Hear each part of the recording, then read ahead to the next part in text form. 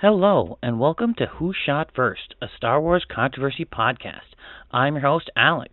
Welcome to my humble podcast. It has been 4 years to the day from our last episode, and if you're wondering why I'm relaunching the podcast now and want a little more background, you can go check out my Season 2 announcement that I dropped a few weeks ago.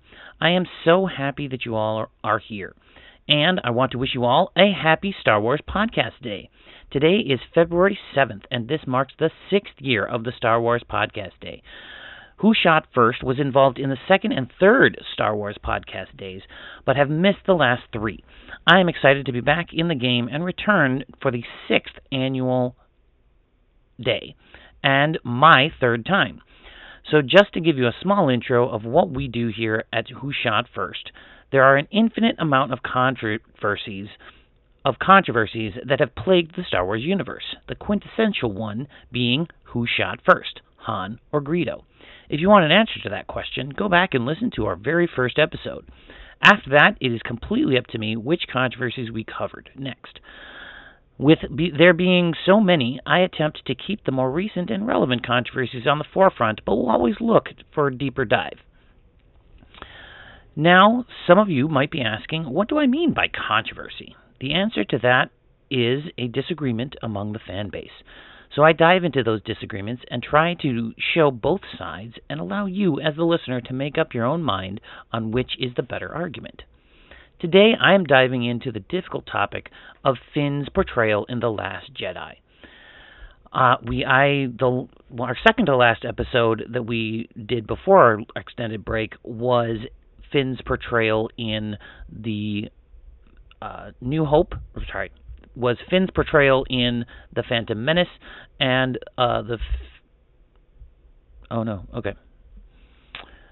Today I am diving into the difficult topic of Finn's portrayal in The Last Jedi. There is so much controversy that surrounds The Last Jedi on its own, but I am going to be very surgical in my analysis, focusing on how Finn was portrayed as a black man. While Star Wars is a fantastical fairy tale, it cannot be viewed in a vacuum. There are external factors that must be analyzed from the director, actor, and executive marketing. We talked a lot about the marketing of Finn in our previous episode with Chris Ryans of Bro Axiom. If you would like to hear that conversation, go back to Season 1 and check that episode out. As a preface, I am a cis white male, and I want to be upfront that it was difficult for me to research this episode. I love The Last Jedi. While researching this episode, I found myself struggling not to defend the film when reading articles that were critical. What I had not taken into account was my own blind spots for experiences that are not my own. That is why I was careful to get my sources from people with good faith arguments on both sides. I will not be addressing racist critiques of Finn, but will be addressing the critiques of Finn that invoke racism as the cause of the failure. I will be doing my best to remain impartial while examining both sides, and I can admit that it has opened my eyes to issues that need to be addressed in Star Wars. An overarching theme that I found in my research is that Hollywood as a whole has a long way to go with racial equality, and Star Wars is no different.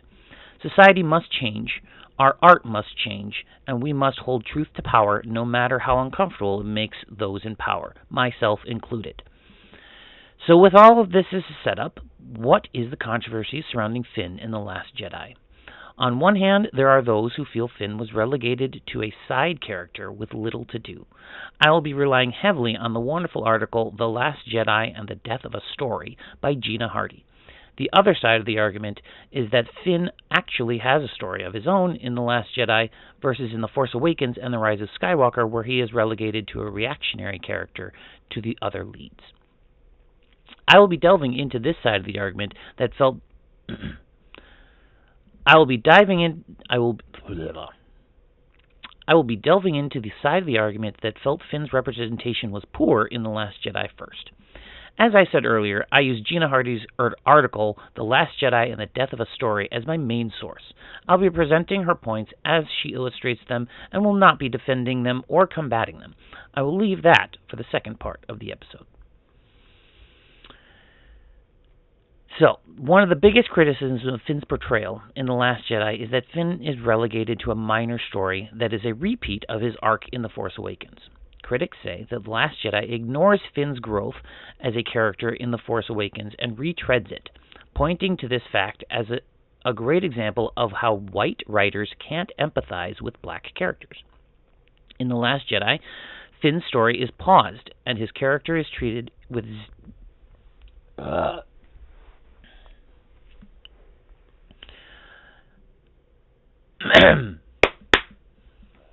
Finn's story in The Last Jedi, Finn's story is paused, and his character is treated with zero reverence or agency.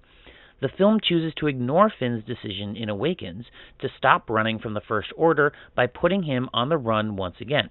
This is done to frame Finn as not wanting to join the Resistance, becoming another tool in the war machine. In turn, this writing choice treats these actions as cowardice and traitorous. There are plenty of characters in the Star Wars universe who never joined the rebellion and helped them out anyway. There are plenty of characters who objected to fighting in the war and were respected for it. Why were these concerns not made for Finn? His healthy relationship with Rey is shifted, and instead, his healthy relationship with Rey from The Force Awakens is shifted and instead shown as an all-consuming thought when he tries to leave the Resistance, who are on the brink of destruction, in order to keep Rey safe. Gina Hardy states, during the first three-fourths of the film, Finn's character arc revolves around a white woman who's not even thinking about him. Rey, a character with purpose, is very busy convincing Luke Skywalker to train her in the ways of the Force and fighting the most epic battle in Star Wars history. Last Jedi failed to follow through with Finn. Instead of making him the linchpin, it creates a bumbling secondary character. Finn gives you a reason to care about Poe's growth, Rey's journey out of isolation, and Kylo Ren's self-servicing violence. All of these elements were wasted. Gina Hardy states, quote, during the first three-fourths of the film, Finn's character arc revolves around a white woman who's not even thinking about him. Rey, a character with a purpose, is very busy convincing Luke Skywalker to train her in the ways of the Force and fighting the most epic battle in Star Wars history, end quote. The Last Jedi is viewed to have not followed through with Finn. Instead of making him the linchpin of the series, it creates a bumbling secondary character. Finn's character gives you a reason to care about Poe's growth, Rey's journey out of isolation, and Kylo Ren's self-servicing violence. All of these elements are wasted in Last Jedi. Finn is also not allowed to have control over his own destiny. He is told what he should and shouldn't do by other characters like Rose and DJ. Finn's growth and personality from Awakens is diminished in favor of bolstering an ignorant, buffoonish rendition of his character. This helps lead us into another criticism of The Last Jedi's portrayal of Finn, the argument that he was played for laughs and a joke. While Finn's humor was limited in The Force Awakens, in The Last Jedi, the writing ends up turning him into an overplayed joke. When Finn awakens during the evacuation, it is played for laughs. Instead of something serious and relief-inducing like Luke's post-Wampa attack, Finn is made a clown in his recovery as he wanders around in a shower curtain spurting water. Finn is electrocuted multiple times, first by Rose, then by random police characters.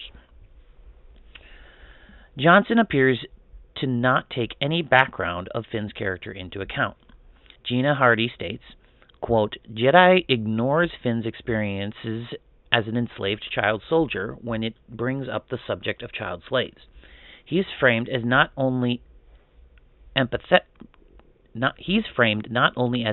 apathetic, but uneducated on the abuses committed and enabled by political apathy and the First Order. Johnson is content to infantilize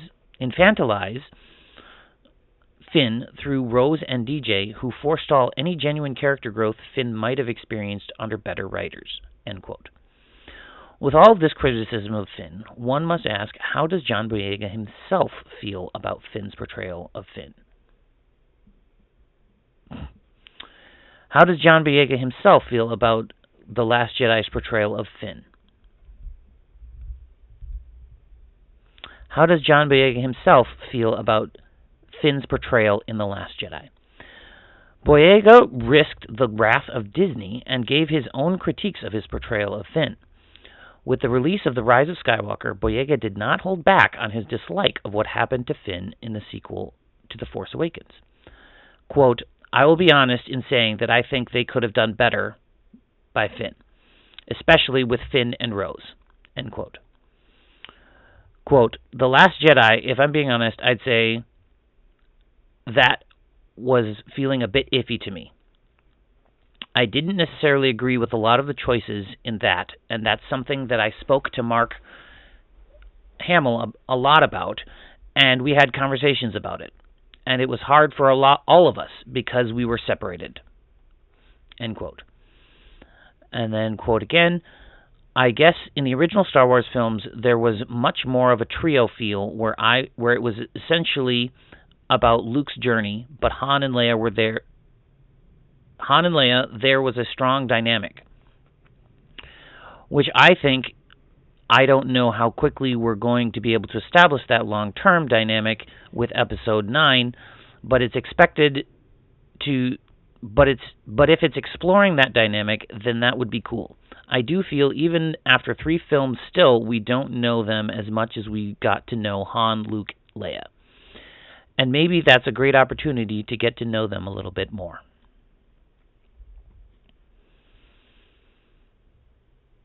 Not many can say it better, a little bit more, end quote. Not many can say it better than the man who brought the character to life. With that, we come to the end of Part 1. I hope you stick around and check out Part 2, where we hear the arguments of how Finn had a good character arc in The Last Jedi.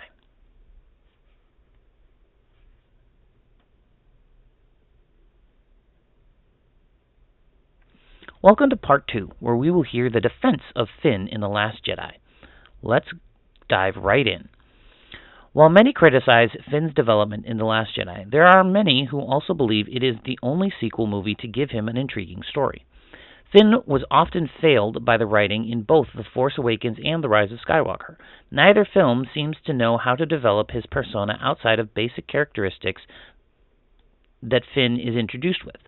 In The Last Jedi, however, many fans and critics think that Finn gets some much-needed character development. It is the first time that Finn is seen as a fully realized individual, and the first time he is treated like a 3-dimensional character. The Last Jedi gives Finn a functioning story arc that is all his own, that doesn't revolve around him being a red herring or sidelining him in favor of another hero's journey. While he is fighting along the Resistance in The Force Awakens, he never commits to their ideals. He is only working with them in order to save Rey. The Last Jedi takes up this baton and emphasizes it in having Finn attempt to leave the Resistance in order to find Rey and keep her safe. He is stopped by newcomer Rose Tico, who is disappointed to learn her hero lacks commitment to the same ideals that cost her sister, Paige Tico, her life.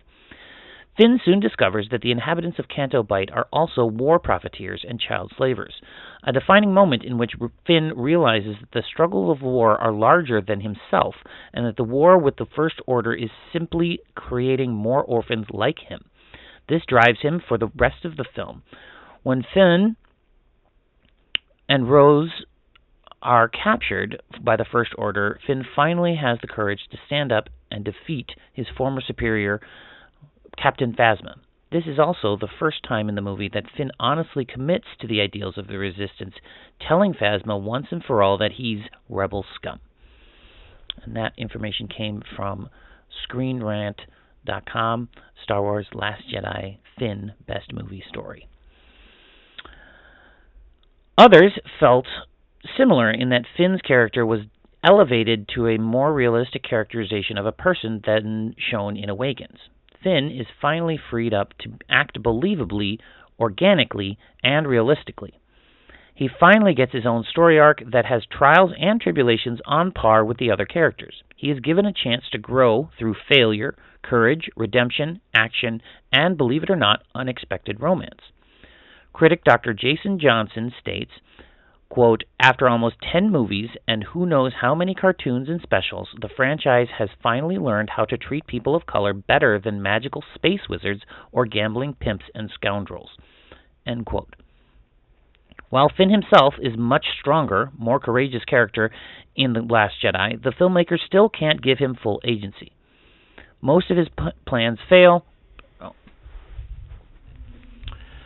Critic Dr. Jason Johnson states, quote, after almost 10 movies and who knows how many cartoons and specials, the franchise has finally learned how to treat people of color better than magical space wizards or gambling pimps and scoundrels. While Finn himself is a much stronger, more courageous character in The Last Jedi, the filmmakers can't give him full agency. Most of his plans fail, and his most heroic moment of flying into a cannon is complicated, to say the least. End quote. So even with the victories and the belief that Finn is portrayed better in The Last Jedi comes complications in that he could have been done. He is not done well. And this was believed, an article by, this information was and the source for this information was critic Dr. Jason Johnson from The Root and Star Wars The Last Jedi, John Boyega, People of Color. So is Finn treated perfectly in The Last Jedi? I think both sides would argue that there is always room for improvement. I have presented both sides and hopefully encouraged you to dive a little deeper into the views of Finn's character development. Is this the end-all, be-all of all the information that's out there? Absolutely not. This is the finale of our trilogy, however, on Finn's portrayal in the sequel trilogy. In doing research for the thoughts of Finn on Finn's portrayal in The Rise of Skywalker, it seemed to be the sentiment across the board that Finn's character arc was bad. I was unable to find a reliable source, a critic, scholar, someone other than a social media account for a counter-argument. Therefore, it appears to not be a big enough controversy on its own to warrant an episode. That does not say that there aren't people out there who believe that his arc has meaning and he is a better person in The Rise of Skywalker. Tross may very well get its own series on the podcast. In the next episode, I will be taking a dive back into history to a slightly less divisive topic and discuss Leia's gold bikini from Return of the Jedi. You can find more about the podcast on Blue Sky at Who Shot First SW Pod, or send an email to whoshotfirstswpod@gmail.com. Please like and review us on whatever podcast service you use, and tell your friends. It helps the podcast grow and get more eyes on the show. And always remember, never tell me the odds.